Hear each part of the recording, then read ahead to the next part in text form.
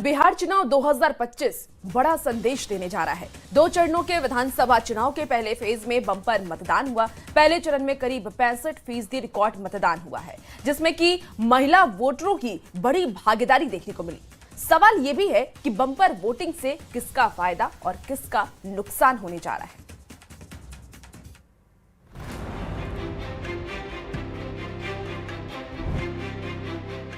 बिहार में पहले चरण में 18 जिलों की 121 सीटों पर जिस तरह से बम्पर वोटिंग हुई, उससे कई समीकरण बन और बिगड़ सकते हैं। वोटरों का उत्साह सुबह से ही देखा गया।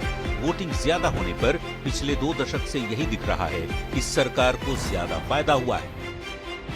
इस बार पटना जैसे शहरी क्षेत्र में मतदान धीमा रहा, पर गोपालगंज, मधेपुरा, मुजफ्फरपुर और बेगूसराय जैसे ग्रामीण इलाकों में भारी मतदान हुआ।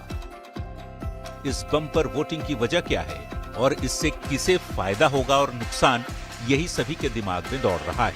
आमतौर पर ज्यादा वोटिंग का मतलब सत्ता विरोधी लहर से जोड़ा जाता रहा है, लेकिन हर बार नहीं। बड़ी संख्या में युवा और महिला मतदाताओं ने वोट डाला। ज्यादातर वोटरों ने विकास के मुद्दे पर ही मतदान किया। पहले फेज के बाद अब सबकी नजर दूसरे और आखिरी फेज के मतदान के दिन यानी 11 नवंबर पर टिकी होंगी, जब 122 सीटों के लिए वोटर अपने मताधिकार का प्रयोग करेंगे। पहले चरण में हुई बम्पर वोटिंग से सत्ता पक्ष और विपक्ष के साथ ही चुनाव आयोग ने भी खुशी जताई है। उम्मीद है 2025 का चुनाव बिहार में वोटिंग का नया रिकॉर्ड बनाने वाला है। Bureau report, news 18।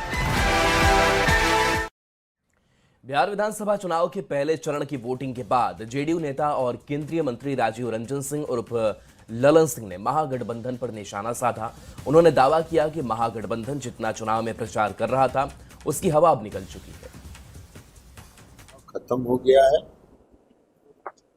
महागठबंधन जितना हवा बांध रहे थे, उनकी हवा निकल गई। प्रथम चरण के चुनाव 5-10 सीट मिलेगा कि नहीं मिलेगा 120 में, ये भी उनको अंदाज नहीं, पता चल जाएगा 14 तारीख। बिहार में पहले चरण का मतदान खत्म हो चुका है। केंद्रीय मंत्री शिवराज सिंह ने यह कहा कि बिहार में एनडीए की अब तक की सबसे बड़ी जीत होने जा रही है। कृषि मंत्री शिवराज सिंह चौहान यहाँ हमारे साथ हैं। सर, आप लगातार बिहार घूम रहे हैं, कृषि प्रधान राज्य है ये, लोगों के बीच आपको क्या संदेश मिल रहा है? और आज मैं ये उद्घोषित कर रहा हूँ कि अब तक की सबसे बड़ी विजय एनडीए की बिहार में होने वाली है। एनडीए, मोदी जी, नीतीश कुमार, और ये हम नहीं कह रहे, अब जमाना कह रहा है, जनता तो कह ही रही है, लेकिन अब तो राहुल बाबा भी स्वीकार कर रहे हैं कि हम जीतने नहीं वाले।